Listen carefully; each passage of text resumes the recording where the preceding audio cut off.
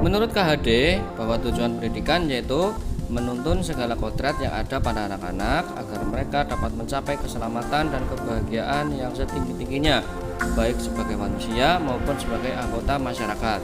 Oleh sebab itu, pendidik itu hanya dapat menuntun tumbuh dan hidupnya kekuatan kodrat yang ada pada anak-anak agar dapat memperbaiki lakunya, bukan dasarnya, hidup dan tumbuhnya kekuatan kodrat anak.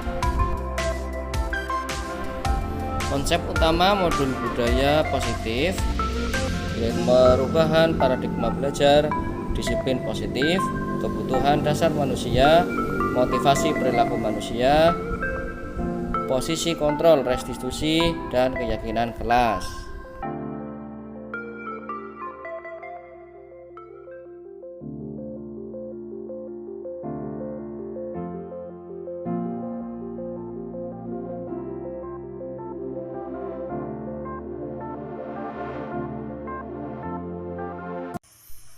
Perubahan paradigma untuk membangun budaya yang positif seolah perlu menyediakan lingkungan yang positif, aman, dan nyaman agar murid-murid mampu berpikir, bertindak, dan mencipta dengan mereka mandiri dan bertanggung jawab. Lazimnya disiplin dikaitkan dengan kontrol, dalam ini kontrol guru dapat menghadapi murid. Budaya positif di sekolah yaitu nilai-nilai dan kebiasaan-kebiasaan di sekolah yang berpihak pada peserta didik agar mereka dapat berkembang menjadi pribadi yang kritis, penuh hormat, dan bertanggung jawab.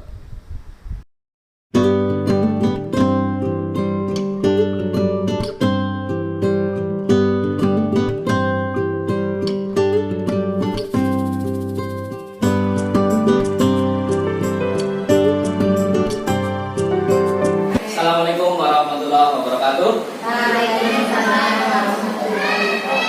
Alhamdulillahirrahmanirrahim. Wassalatu wassalamu ala asyrofil anbiya'i wal mursalin wa ala alihi wa sahbihi ajma'in. Amma ba'd.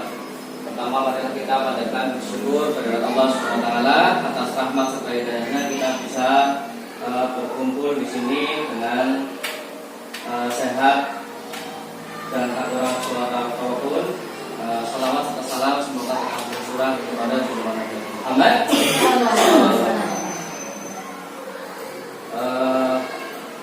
Yang terhormat Bapak Kepala SD Negeri Tambakrejo 02, Bapak Musli, kemudian yang saya hormati Bapak dan Ibu Guru SD Negeri Tambakrejo 02.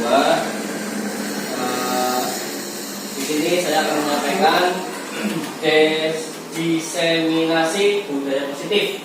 Ya, diseminasi, pada yang tahu? Belum. Arti dari diseminasi? Belum. Ada yang tahu? Belum. Belum tahu? Oke, diseminasi itu maksudnya adalah penyampaian perluasan, ya. Jadi maksudnya adalah apa maksudnya? Definisi penyebaran luas, ya, atau maksud budaya positif dijabarkan secara luas, gitu ya. Itu diseminasi. Kemudian next page-nya. Nah, perkenalan. Di sini fasilitator adalah Bu Sri Bulanti, MPD, SPD. Kemudian CGP saya sendiri kayak biasa. Kemudian pengajar praktek Dian Suhari, SPD. Ya. Kenal ya sudah ya? Sudah kenal. Lanjut. Kita ke materi ini. Untuk konsep utama modul budaya positif di sini saya akan menyampaikan tentang perubahan paradigma belajar, disiplin positif, kebutuhan dasar manusia, motivasi perilaku manusia, posisi kontrol restitusi, dan keyakinan kelas. Dan nanti kita jabarkan satu persatu. Nah, sebelum masuk ke situ kita bahas dulu tentang tujuan pendidikan. Tujuan pendidikan menurut KHD itu tahu? Ki Hajar Dewantoro. Mantap. Ki Hajar Dewantoro ya. Ki Hajar Dewantoro itu maksudnya tujuan pendidikan yaitu menuntun segala program yang ada pada anak-anak agar mereka dapat mencapai keselamatan dan kebahagiaan yang setinggi-tingginya, baik sebagai manusia maupun sebagai anggota masyarakat. Oleh sebab itu, pendidikan itu hanya dapat mengukur tumbuh atau wujudnya kekuatan kodrat yang ada pada anak agar dapat memperbaiki lakunya, bukan dasarnya yang hidup dan tumbuhnya kekuatan kodrat anak. Ya, di sini maksudnya menurut KHT itu bahwa anak-anak itu atau kita sebagai pembelajar adalah seperti petani. Ya, anak-anak itu sudah pada dasarnya sudah cerdas. Tinggal bagaimana kita menuntun anak-anak tersebut untuk menuju ke tujuannya pembelajarannya, ya. Seperti tadi maksudnya adalah petani, ya. Kalau kita menanam padi, menanam kacang, hasilnya pasti kacang. Cuma dari tiap tanaman tersebut itu ada perlakuannya masing-masing, ya. Tidak semua tanaman itu diperlakukan sama, misalnya pupuknya, terus airnya, gitu. Paham ya?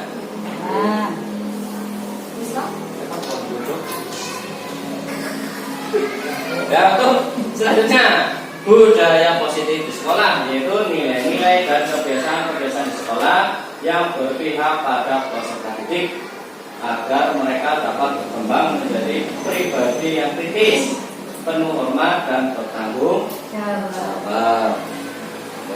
Selanjutnya, perubahan paradigma untuk membangun budaya yang positif. Sekolah perlu menyediakan lingkungan yang positif, aman dan nyaman agar murid mampu berpikir, bertindak dan mencipta dengan mereka yang mandiri dan bertanggung jawab. Lazimnya disiplin dikaitkan dengan kontrol. Dalam hal ini kontrol guru dalam menghadapi murid.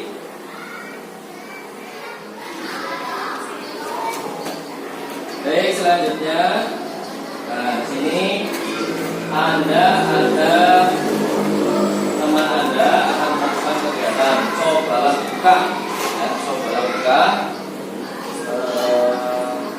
Anda adalah A, tugas Anda adalah menghafalkan salah satu kawan Anda. Coba Anda bayangkan bahwa Anda menemukan sesuatu yang sangat berharga dalam kepala tangan Anda. Coba hafal dulu, ya, coba hafal, kemudian Anda perlu menjaga benda tersebut sekuat tenaga Anda, ya, karena begitu pentingnya untuk kehidupan Anda. Tugas rekan Anda yang B adalah mencoba dengan segala cara untuk membuka kepala tangan Anda. Teman Anda yang B itu boleh membujuk, menghadik atau merekomendasi, memarahi, membeda, mengkritik, bahkan menawari Anda uang, ya, agar Anda bersedia membuka kepala tangan Anda. Coba lakukan kegiatan coba lakukan di atas dengan B secara bergantian. Masing-masing A dan B memiliki waktu 30 detik saja, ya. Sesudah itu diskusikan kegiatan ini dan coba jawab pertanyaan-pertanyaan di bawah ini secara mandiri dan diskusikan kembali dengan rekan Anda yang B. Bandingkan jawaban Anda apakah berbeda, apakah berbeda atau sama, ya. Bila mana berbeda, kira-kira mengapa, ya. Yang pertama, apakah Anda atau orang B itu membawa kepala tangan Anda, mengapa, ya. Apa alasan Anda atau B itu membuka kepala tangan Anda, ya. Apa Anda atau B itu menutup kepala tangan Anda, mengapa, apa alasan Anda dan B tetap menutup kepala tangan Anda, ya. Dalam kegiatan ini sesungguhnya siapa yang memegang kendali atau kontrol untuk membuka atau menutup kepala tangan, ya. Ini ada 3 pertanyaan. Nah, kemudian kita sendiri yang memegang kontrol atas kepala tangan kita, ya. Apakah kita membuka atau menutup kepala tangan kita, atau bergantung pada diri kita masing-masing sesuai dengan kebutuhan dasar kita saat ini. Berikutnya, ini ada perubahan paradigma teori kontrol atau ilusi kontrol. Ilusi guru mengontrol murid, ya. Kemudian ada ilusi bahwa kritik dan membuat orang merasa bersalah itu dapat menguatkan karakter, ya. Ilusi bahwa sebuah muatan positif, efektif dan bermanfaat. Ilusi bahwa orang dewasa itu memiliki hak untuk memaksa, ya. Kemudian selanjutnya, perubahan paradigma stimulus respon teori kontrol, ya. Di sini siapa sesungguhnya yang memiliki kontrol? Yang pertama, stimulus respon, ya. Kita mencoba mengubah orang agar berpandangan sama dengan kita. Teori kontrolnya adalah kita berusaha memahami pandangan orang lain tentang dunia. Ya, kemudian yang kedua, perilaku buruk dilihat sebagai suatu kesalahan. Semua perilaku memiliki tujuan. Orang lain bisa mengontrol saya, hanya Anda yang bisa mengontrol diri Anda berkontrolnya. Kemudian saya bisa mengontrol orang lain, atau teori kontrolnya Anda tidak bisa mengontrol orang lain. Ya, itu stimulus respon dan kontrolnya. Pemaksaan ada pada saat rujukan gagal, ya. Kita membujuk gagal, itu contohnya kolaborasi dan konsensus menciptakan pilihan-pilihan baru. Nah, kemudian selanjutnya ada model berpikir menang atau kalah, ya. Model dari kontrolnya adalah model berpikir menang dan menang. Kemudian apa makna disiplin? Nah, bukan guru. Coba, apa itu makna dari disiplin? Ya, ada yang tahu? Oh belum, oke lanjut. Ya, nah, kita akan jelaskan di sini bahwa makna disiplin itu berasal dari kata Latin disiplina, ya, yang artinya adalah belajar. Makna asal dari kata ini berkonotasi dengan disiplin diri dari murid-murid Sokrates dan Plato. Ya, disiplin di sini ini adalah membuat orang menggali potensinya menuju sebuah tujuan. Nah, apa yang dia hargai. Namun dalam budaya kita, makna kata disiplin telah berubah menjadi sesuatu yang dilakukan seseorang pada orang lain untuk mendapatkan kepatuhan. Kecenderungan umum adalah menghubungkan kata disiplin dengan ketidaknyamanan, bukan dengan apa yang kita hargai atau pencapaian suatu tujuan yang mulia. Itu adalah makna dari disiplin. Kemudian nih, Anda itu tidak bisa mengontrol orang lain, hanya Anda yang bisa mengontrol diri Anda. Disiplin di sini adalah kemampuan memerintah diri sendiri dalam mengontrol dan menguasai diri untuk memilih tindakan yang mengacu pada nilai-nilai yang kita hargai dengan penuh tanggung jawab, ya, tanpa perintah orang lain. Nah, selanjutnya, maksud dari nilai-nilai yang kita hargai adalah nilai-nilai kebajikan, sifat-sifat positif manusia yang merupakan tujuan mulia yang ingin dicapai setiap individu. Nilai-nilai kebajikan yang ingin dicapai oleh setiap anak Indonesia kita kenal dengan profil pelajar Pancasila. Nah, di sini dijabarkan, ya, profil pelajar Pancasila itu yang pertama adalah beriman, bertakwa kepada Tuhan Yang Maha Esa dan berakhlak mulia. Kemudian ada mandiri. Selanjutnya bernalar kritis, ya. Ada lagi kebinekaan global, bergotong royong dan kreatif. Nah, di sini ada motivasi penerapan manusia, ya. Yang pertama adalah untuk menghindari ketidaknyamanan atau hukuman apa yang akan terjadi apabila saya tidak melakukannya. Itu adalah motivasi eksternal. Ya. Kemudian yang kedua, untuk mendapatkan imbalan dari orang lain atau institusi apa yang akan saya dapatkan apabila saya melakukannya. Nah, itu masih masuk motivasi eksternal. Nah, kemudian yang ketiga adalah motivasi internal, itu tujuan disiplin positif. Itu adalah untuk menghargai diri sendiri. Ya, saya akan menjadi orang yang seperti apa apabila saya melakukannya. Nah, itu motivasi internal, tujuan disiplin positif. Ya, selanjutnya, nah, di sini ada kebutuhan dasar manusia. Ya, realitas kebutuhan tidak berbeda. Kita berusaha memahami pandangan orang lain tentang dunia. Setiap orang memiliki gambar berbeda. Itu ada cinta kasih atau diterima, alternatif penguasaan, kebebasan, dan kesenangan. Nah, dari sini ada yang tanyakan, Bapak Ibu? Yang ada? Baik, lanjutkannya. Di sini ada contohnya. Ibu Ani itu guru kelas 5 di SD Pelita Hati, sedang bingung menghadapi ulah salah satu murid di kelasnya, yaitu Agus. Ya, beberapa anak telah datang dan mengeluhkan Agus yang seringkali meminta bekal makan siang kepada mereka dengan paksa. Jika Bapak Ibu guru menghadapi situasi seperti Ibu Ani ini, apa yang akan dilakukan? Ya, menurut Anda kira-kira alasan Agus melakukan hal itu apa? Ya.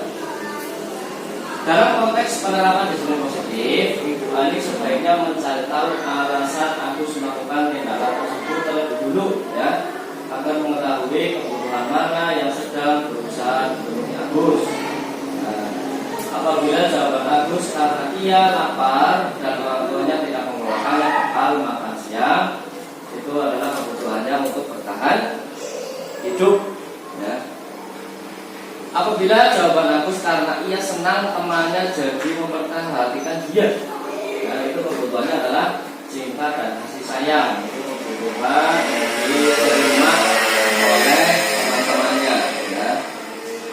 Selanjutnya, apabila jawaban Agus adalah dia merasa hebat karena temannya jadi takut dan menuruti keinginannya, itu adalah kebutuhan penguasaan. Ya, penguasaan atas kemampuan. Ya. Monggo, Bu. Oh iya, ya. Lanjut. Apabila jawaban Agus karena dia merasa bosan dengan bekal yang dibawakan ibunya, karena selalu dibawakan bekal yang sama, itu adalah kebutuhan kebebasan. Ya, jadi Agus itu ingin mempunyai pilihan, ya, kebebasan dalam memilih. Nah, ya, apabila jawaban Agus adalah karena iseng, ya, iseng, dan dia menikmati ekspresi pada baru.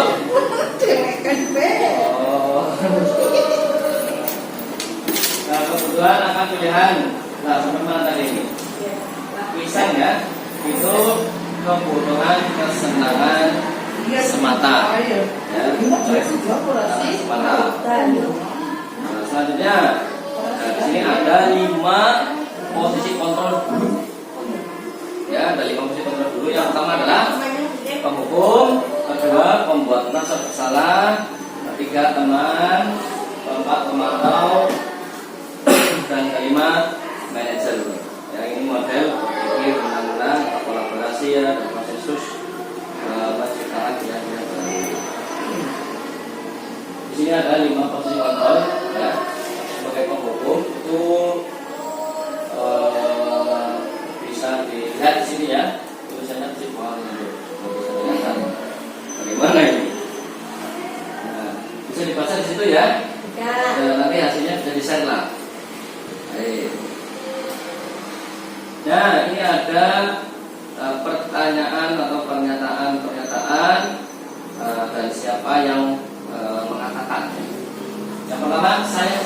sekali dengan kamu. Nah, itu adalah artinya sebagai membuat orang merasa bersalah.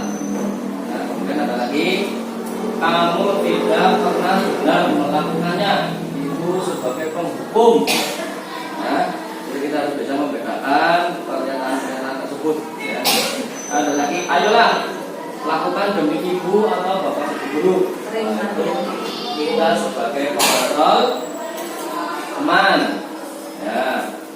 Ada lagi, apakah kamu mau mendapatkan stiker berita hari ini? Itu kita sebagai pemantau. Kemudian bagaimana kamu bisa menyelesaikan masalah ini? Itu kita sebagai seorang manajer atau kepala sekolah. Ya, jadi ya.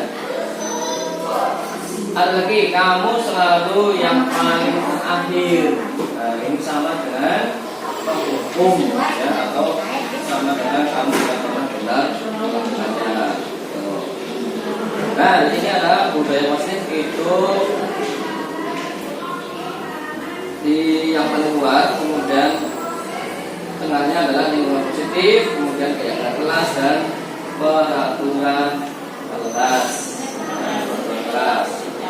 Selanjutnya, keyakinan kelas adalah nilai kebajikan atau prinsip universal yang disepakati bersama secara universal bebas tokoh latar belakang suku, negara, bahasa maupun agama. Dan menurut dosen di sini, suatu keyakinan akan lebih memotivasi seseorang dari dalam, yaitu intrinsik ya, dari dalam.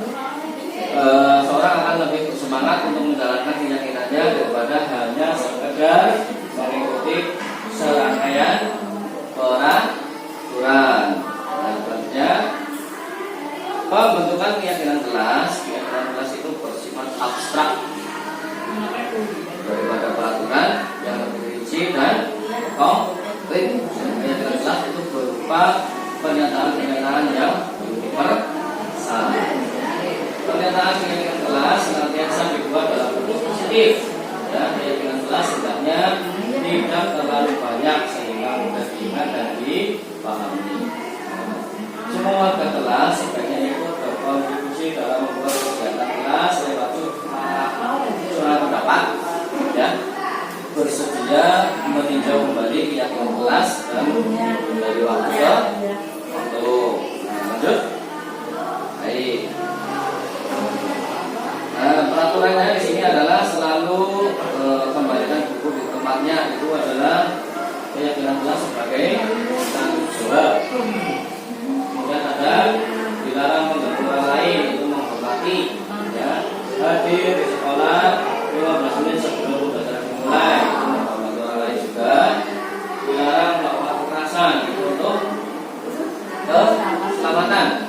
Ya, dilarang menggunakan narkoba, itu sebagai bentuk keyakinan kelas kesehatan. Kemudian atau menunggu giliran, itu menghormati orang lain, itu kesabaran. Menggunakan masker itu adalah kesehatan. Jangan berlari di kelas atau koridor, itu adalah keselamatan atau keamanan. Nah, itu para kelas, ya, dibuat.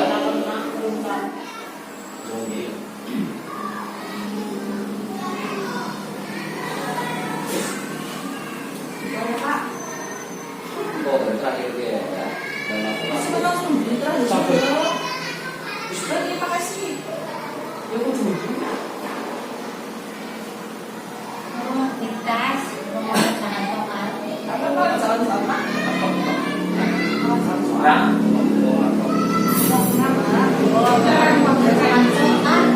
Ya, berikutnya ini ya.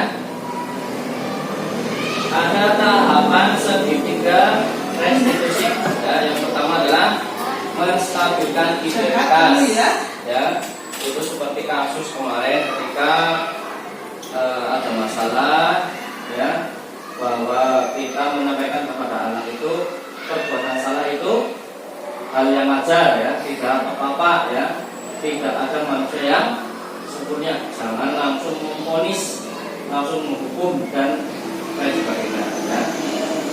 Di sini adalah urutannya. Ketika siswa ada masalah, ya.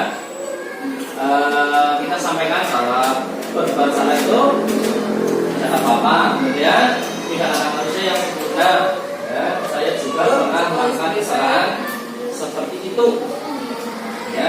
Kita bisa menyelesaikan ini, ya. Bapak atau ibu tidak tertarik mencari siapa yang salah, tapi bapak dari guru ingin mencari solusi dari permasalahan tersebut, ya. Nah, kamu berhak merasa begitu, jadi semuanya terasa sama. Kemudian tahapnya yang kedua, validasi tindakan yang salah, ya. Contohnya, padahal kamu bisa saja melakukan hal yang lebih buruk dari ini, yang misalnya lebih berantem, ya. Yang satu ada yang mengalah, yang satu ada yang ngompor-ngompori, keras dan lain sebagainya, ya. Yang mengalah itu bisa saja menjadi lebih buruk, ya. Tapi di sini beri pertanyaan atau pernyataan seperti itu, ya. Padahal kamu bisa saja melakukan yang lebih buruk dari ini, ya. Kamu pasti punya alasan mengapa melakukan hal itu. Kemudian kamu patut bangga pada dirimu sendiri karena kamu telah melindungi sesuatu yang penting buatmu.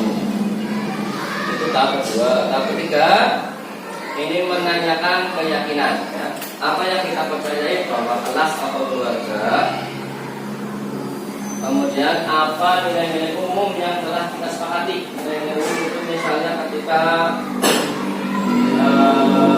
kesepakatan kelas, ya. Bisa juga beramai, tidak boleh berbuli, nah itu lebih sepakati, ya. Kemudian apa bayangan kita tentang kelas yang ideal, ya. Kelas yang ideal, kelas yang baik itu bagaimana, ya. Itu didiskusikan. Kemudian kamu mau jadi orang seperti apa nantinya ketika dewasa, itu tahap ketiga. Nah, hingga akhirnya pada terakhir, ya. Salam bahagia Bapak dan Ibu guru yang hebat. Mungkin dari yang Pak Guru tadi sampaikan, yang saya sampaikan tadi, ada yang kurang atau ada yang belum paham, bisa ditanyakan. Monggo. Ada? Terus mungkin ada yang ditanyakan? Ada. Kamu sibuk sendiri yang gimana? Ya, karena aku lagi. Ya. Lah kayak ceritanya gini. Cerita kaca? Ceritanya tak punya. Ye, monggo, Bu. Bu Juli. Menurut kelas yang ideal itu seperti apa? Kelas yang apa? Ideal. Kelas yang ideal itu maksudnya begini. Dari sini, dengarkan, ya. Ketika kita mau pembelajaran, ya, kita sebutkan dulu kesepakatan kelas, ya. Misalnya nanti tiap anak memberikan pernyataan sendiri, ya. Contoh, kita membuat kesepakatan kelas dibuat papan tulis satu, misalnya siapa? Siapa yang misalnya Adam, misalnya, ya. Kesepakatan kelasnya apa? Masuk tepat waktu, boleh itu masuk tepat waktu. Jadi itu nanti ada lagi yang milih misalnya tertib. Nah situ nanti dijembreng. Nah itu disepakati, ya. Jadi anak ketika masuk duduk melihat, oh itu yang perlu disepakati. Jadi anak itu paham, oh kudu disiplin, kudu apa, dan itu sudah tertulis di situ. Jadi idealnya begitu, ya. Jadi karena sudah kesepakatan bersama, jadi mereka akan menjadi tanggung jawab bersama. Begitu, Bu. Terima kasih atas penjelasannya, Pak. Ada lagi? Tidak ada? Cukup? Ya baik, mungkin cukup sekian yang saya sampaikan itu tentang tadi diseminasi budaya positif, ya. Semua bisa bermanfaat oleh Bapak dan Ibu guru. Kedepannya bisa digunakan, bisa dipraktekkan, bisa dilaksanakan dengan baik. Kurang lebihnya mohon maaf. Sekian, wassalamualaikum warahmatullahi wabarakatuh. Keyakinan kelas ini adalah nilai-nilai kebajikan atau prinsip-prinsip universal yang disepakati bersama secara universal, lepas dari latar belakang suku, negara, bahasa, maupun agama. Menurut Gosen tahun 1998, suatu keyakinan akan lebih memotivasi seseorang dari dalam, yaitu intrinsik.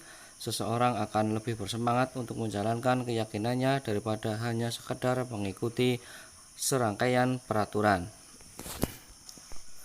Pembentukan keyakinan kelas. Keyakinan kelas bersifat abstrak daripada peraturan yang lebih rinci dan konkret. Keyakinan kelas berupa pernyataan-pernyataan yang universal. Pernyataan keyakinan kelas senantiasa dibuat dalam bentuk positif.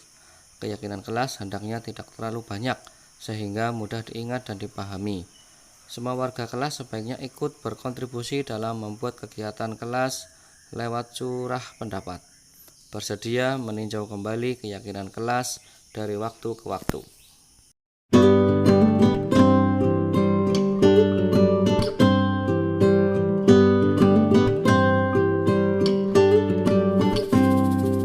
Assalamualaikum warahmatullahi wabarakatuh.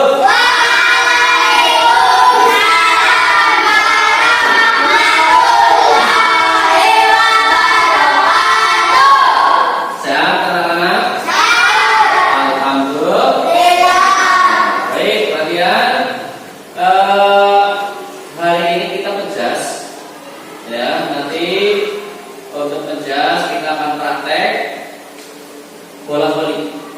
Ya, gitu ya. Bola voli. Sebelumnya kita berdoa terlebih dulu. Coba satu alat bimbing untuk kelas mana? Besok silakan bimbing. Ya, dari situ aja. Berdoa.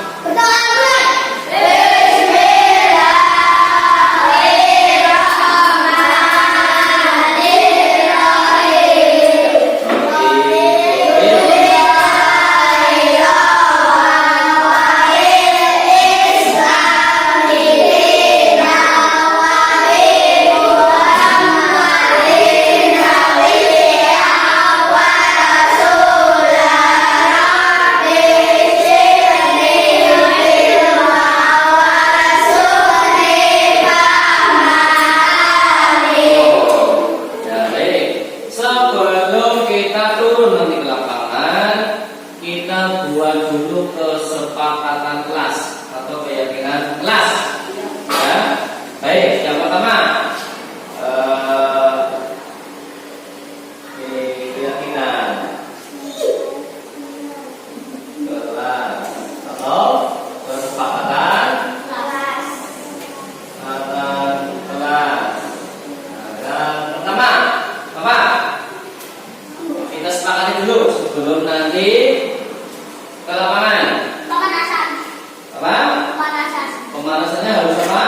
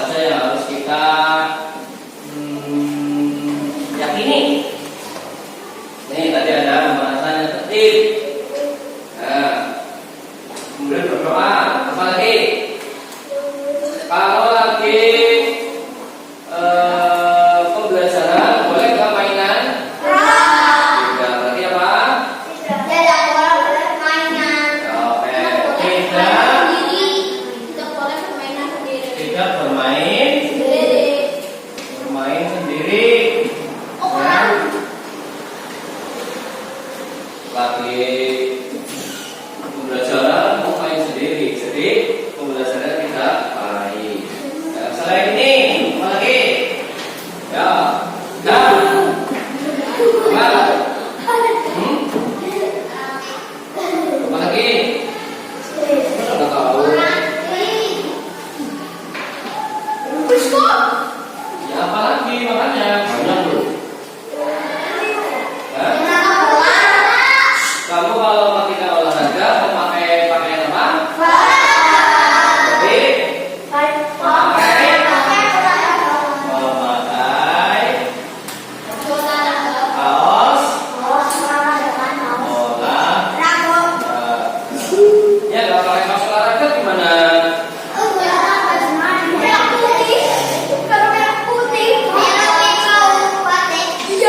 Gimana? Yo. Ya diharapkan bisa memakai kaos olahraga semua. Olahraga masuk pakai batik, pakai sobek, ya. Perbedaan kaos olahraga sama baju yang lain. Kaos olahraga itu lebih lentur, jadi bisa menyesuaikan gerak tubuh, ya. Jadi sobek. Kalau pakainya baju batik, sobek nanti. Ya, lagi. Nah ini.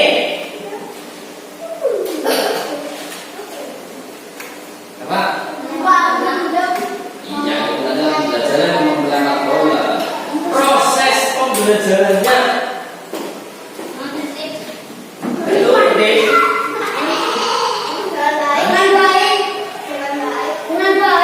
Dengan baik apanya? Mempraktikkan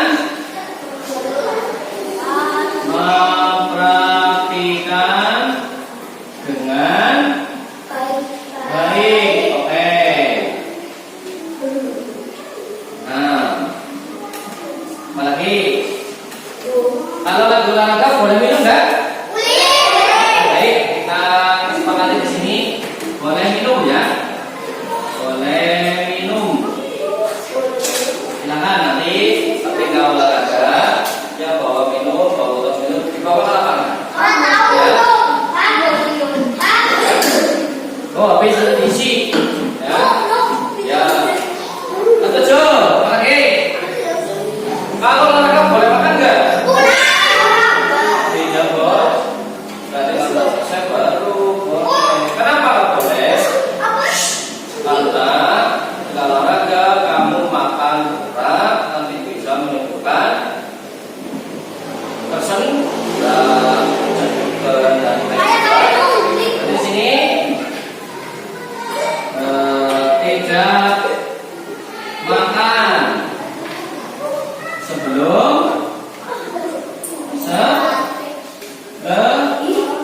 selesai. Ya, pembelajaran kamu selesai sebelum makan.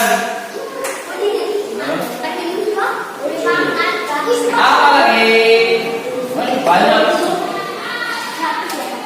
Apa lagi?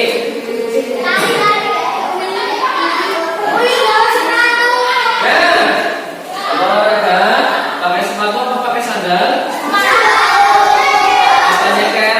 Pakai bersepatu. Kenapa bersepatu? Padahal untuk enak. Kenapa kalau nyeker nggak boleh? Karena nanti kamu bisa aduk, apa lagi? Cocok, pilih, dan lain sebagainya. Kalau kamu pakai seragam, seragamnya yang rapi apa? Seragamnya di sini tambahin ya. Memakai kaos olahraga dengan rapi di sini. Ya.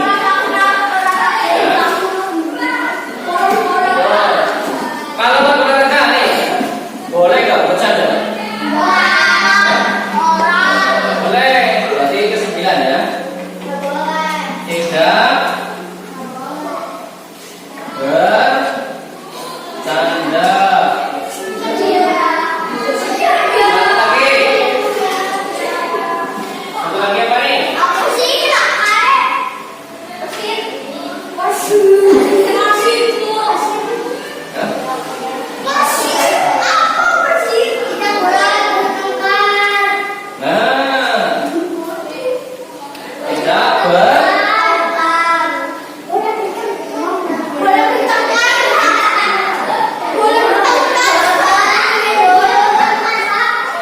Sudah bertepat.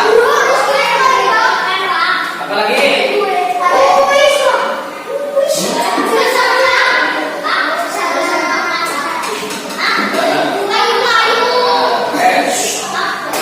Ya, perhatikan, ini adalah keyakinan kelas atau kesepakatan yang kita buat sendiri. Ya, kita lihat di sini. Pertama adalah nanti pemanasan dengan tertib. Ya, pemanasan yang tertib. Ya, pemanasan dengan betul.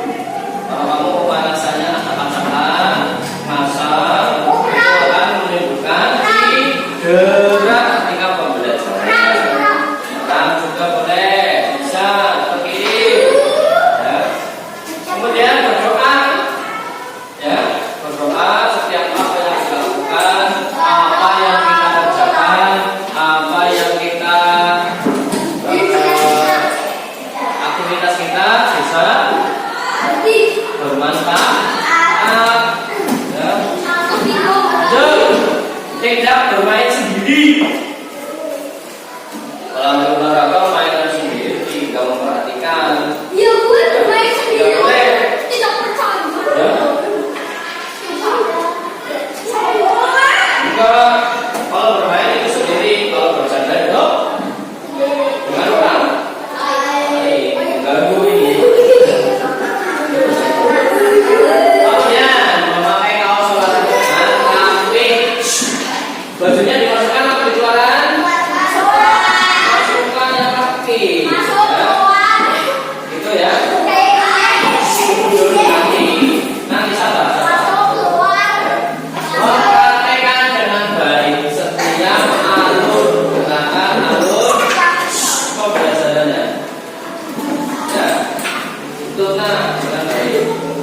Boleh minum silakan ya. Nanti yang bawa. Duduk dulu. Tidak makan sebelum selesai dan sudah dijelaskan bahwa akan berakibat buruk kalau makan sambil olahraga. Bersepatu dan selanjutnya pakai ya. Dan tidak bercanda dan tidak dan sini kita sudah sepakat ini. Paham ya? Baik, sekarang kita langsung ke lapangan. Let's go.